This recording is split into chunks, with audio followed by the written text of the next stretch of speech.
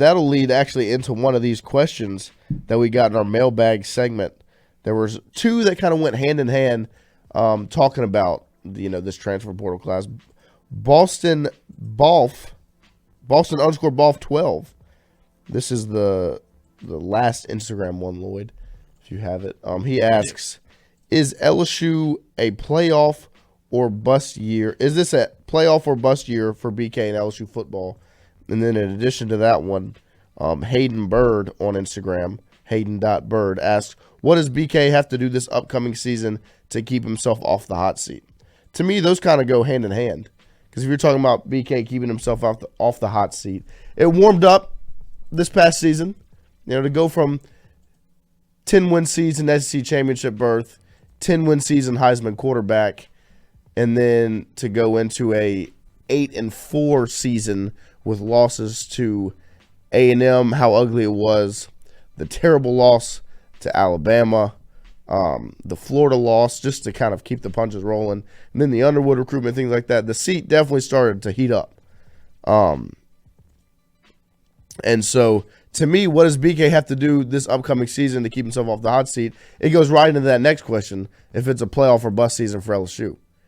Because it is. That's what, to me, I'm not saying BK gets fired if they don't make the playoff, but if they don't make the playoff, that seat's a lot hotter because of, like Lloyd just said, you went out and spent in the portal. You have exhausted all options, all excuses. The defensive staff rebuilt. We don't have the roster because we don't have the money. Now you do.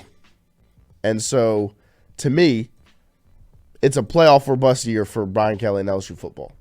And if we're talking about hot seat for Kelly, not saying he's going to get fired, but that seat will be very, very warm. Hot, even, if they don't make the college football playoff. After spending the money they did, after going out and saying, hey, we need you to spend the money. Because, it wasn't like the money just fell into Kelly's lap. He went to the podium and said, hey, we need it. We need the money to be able to compete and to be on the level of these other teams and to make that playoff push. And you got it. You went out and you got one of the best portal classes. You got another good high school recruiting class. You went and got your quarterback to come back for his, fifth season after, his back-to-back years as the starter. You went and you got Perkins to come back.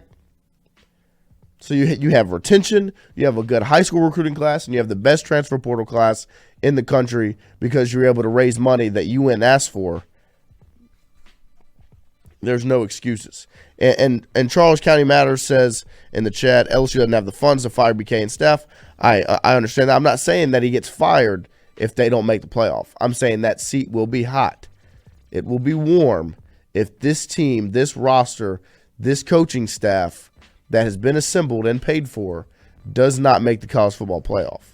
And then on top of that, Charles County Matters says, injuries do play a part if Nuss goes down. I agree. This isn't a perfect world. Injuries will play a factor. If somebody gets hurt and that roster, something like that happens, that's different. I'm saying if everyone stays healthy and this roster is able to go out there and play weekend in, weekend out, you have to make a college football playoff berth. Oh, I think that there's no question about it. Well, I've said this before, but this is the conversation that the gift that keeps on giving. But it is how much. First of all, how many more pivots do you have when you've gone through?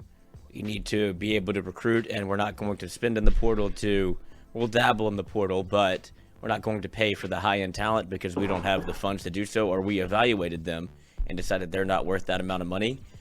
To now, we are all in on the portal, and we don't know what you're spending because it doesn't feel like that never really mattered, and people didn't care. It's not my money. But then, fast forward a couple more weeks, it is my money.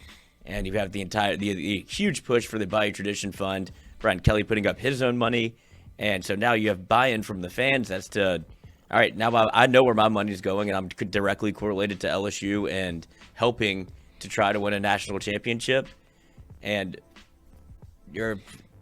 if you don't put up a national championship potential team or a college football playoff team, I don't know if you get that buy-in again. Right. I don't think people are going to, because they were already hesitant to do so, and it took this massive push late to be able to get everybody that you felt like you needed in the transfer portal. So I don't see a world in which you spin it. It's like, hey, look, give us another, or believe me again for one more year as to why I think we can get this thing straight. Because on paper, they added just about as good a class as you can get. Right. And so, yeah, well, I also don't know if he'll be fired, but there's a reason that, I mean, who's to say that the McMahon decision doesn't factor into the Brian Kelly decision?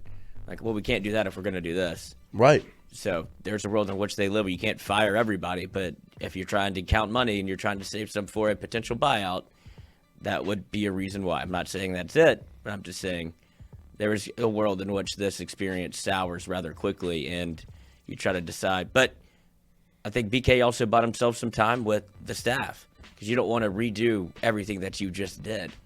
Like, it would be, for me, for my money, LSU has the best coaching staff in the country. 100%. Like, from top down or one step down, but every ancillary piece that you needed to fill, I feel like you did.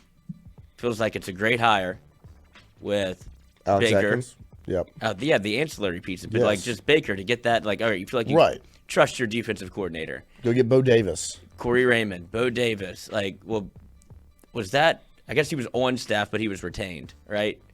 Was that Brad Davis? Who was on staff but retained because he's coached the bowl game. Yeah. And so you keep him. Go get Bo Davis, who was heralded as one of the best coaches in the country at his position. And then you start sprinkling in, like, I say sprinkle in. On top of that, you bring Corey Raymond back after you could have retained him. Right. But then you add him back to the staff, and you see that already paying off. And you have Frank Wilson on staff, and you had Alex Atkins on staff, and Kevin Peoples on staff. Kevin Peoples is unbelievable. Right. I don't like talking about him because I don't want people to realize it. Yeah. So keep him where he is. Yes. Perfect. Right? He's doing exactly what he wants to do. Doesn't want to field any more calls. Yep, that's it. And now you see that the way that it's built out and it's structured towards recruiting, and then you have Austin Thomas on staff to handle the transfer portal, NIL, the roster management, like all of those things. Like, it finally, I look at it and it makes sense as opposed to what it was, where it's like I don't know how this works, and now it's like, okay, I feel like I do, at least at LSU. I know where people should be, and who those people are, and now it's all the people that I would like to see at LSU, and all of the staff has ties to Louisiana. Yes. So it all makes sense in this perfect combo of Louisiana coaching and what it should look like. So that's where you're out of, at some point, whose fault is it? You run out of people to blame. Yeah. So that's where I think the seat could get hot if it's if it's a 4-loss season. 3-loss season. I think no playoff berth. Especially also depends on what those losses look like. Yeah. If you go out and one of those 3 losses is a week 1 game to Clemson, where it doesn't look like anything's changed or been fixed, it can get pretty messy early on. Yeah, Andrew Messina, week 1 versus Clemson on the road is the playoff. Like, that will. Yeah.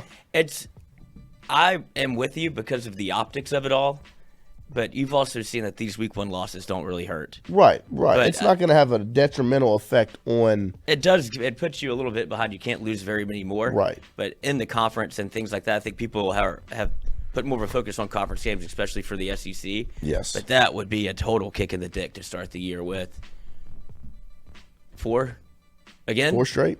And yeah, that would because then the conversation will be, well, you punched the table last year, and here we go again. What changed? What did you fit? Nothing. H-Town Creole says, that's crazy talk, Noah. Ole Miss went all in with a better team and didn't make the playoffs. LSU is not Ole Miss. LSU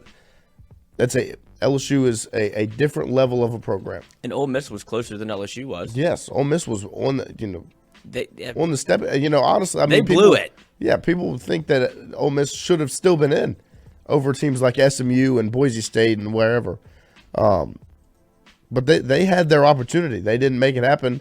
But Lane Kiffin is a lot more comfortable in Oxford because who are they going to get that's better than Lane? Right, and I think they won just enough to where they'll continue. Yeah, this is their model. This is their model. Right. They're going to continue to be in the portal because it's a tough place to recruit to Ole Miss and come to the SIP, but it's not tough to get you for 1 year where you don't think that you were valued as highly as you would be at Ole Miss and used in an offense, especially on that side of the ball with Lane Kiffin, Right. where it makes a ton of sense. Yeah. So that's why I think Ole Miss will always be a little bit of more of a contender in this world, because they hacked the system and they were early to it, and they know how to like kind of make the money work for this thing. But so Right. yeah, Ole Miss is like not the. I understand what you're saying, but it worked. Right, and it's just they're not. This isn't the same level. Ole Miss is not a national championship contender year in year. They don't have national championship expectations legitimately every single season. LSU is a national championship program. 2019, 2007, 2003, 58. Yeah. Like, but I mean the last 2 decades, LSU's been a national championship contender year in and year out. That's who LSU is. Ole Miss is not that. And so the comparison I understand, but it's different. Like the expectations at LSU are much higher. Spectrum, I'm with you, because I mean, by the time it gets to LSU Clemson, we're all going to be in agreement with what Andrew Messina said. Like that week leading up to it, Yep. it's playoff or bust. It's it's going to be as built up as any my of these gosh. games have ever been. And Sab, if we lose week 1, I better not hear guys had a great week of preparation. Like I don't know, I don't even know if he would. I would avoid media or anything, any statement, any blanket statement. But they put out too much content to not have Right. what right. Brian Kelly says to the team, and what it builds up expectation without him talking to. He's not talking to us. He's talking to them. Right. And so he's not going to say anything other than this is like a championship mindset, championship preparation, all of these things that you have to say, and you want people to believe, and you want your team to believe first and foremost that you're trying to win a national championship. But I mean, what was it, Florida State 2 years ago, where he's like, we're going to beat the hell out of them, like these little snide remarks that he makes that just makes you look. Damn, now people are bought in even more. Right. Like, oh, Right. all right, the coach is saying it. Shit, he never says anything like Right. that. And now it's bang the table after a loss. And I don't know where you turn, but you could also win. Yes. Winning would be nice.